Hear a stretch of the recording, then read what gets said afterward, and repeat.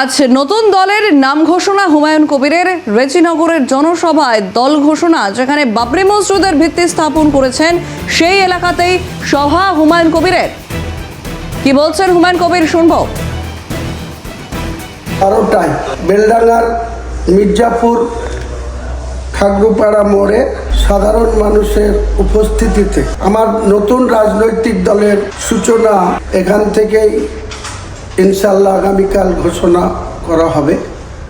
গোটা বাংলার সাধারণ নিপীড়িত, বঞ্চিত, লাঞ্ছিত, অপমানিত মানুষকে সঙ্গে নিয়ে বাংলার উন্নয়নের জন্য, বাংলার মানুষের ন্যায্য অধিকারকে প্রতিষ্ঠা করার জন্য সকলের কাছে আবেদন রাখছি আমার সঙ্গ দেওয়ার জন্য। আপনারা যেভাবে পারবেন কালকে এই নতুন রাজনৈতিক দলের সূচনাতে আপনারা শরিক হন, উপস্থিত হন।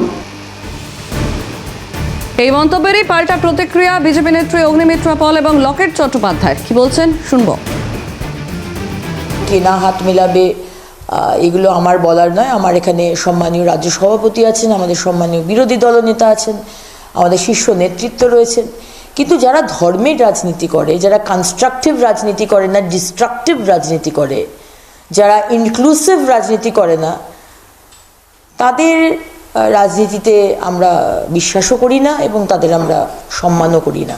সুতরাং উনি কি কথা বললেন, কত 4 লাখ আনবেন না 40 লাখ আনবেন কালকে, আমরা ইন্টারেস্টেড নই। আমরা এইটুকুই জানি যে বাংলার হিন্দু হোক, মুসলমান হোক, খ্রিশ্চান হোক, শিখ হোক, সবাইকে নিয়ে উন্নয়নের সরকার, যেখানে ইন্ডাস্ট্রি আসবে। প্রত্যেক পরিবারে মুখ্যমন্ত্রী বলেছিলেন চাকরি হবে, আমরা সেটা চেষ্টা। মমতা বন্দ্যোপাধ্যায় তৈরি পরিকল্পিত একটা ষড়যন্ত্র, বিভিন্নভাবে চেষ্টা করছেন যে মাইনরিটি ভোটগুলোকে কিভাবে একসাথে রাখা যায়, কিভাবে ওনার সঙ্গে জোড়া যায়। আস্তে আস্তে করে মাইনরিটির লোকেরাও বুঝে গেছেন যে এই মমতা বন্দ্যোপাধ্যায় তাদেরকে ভোটে ইউজ করে।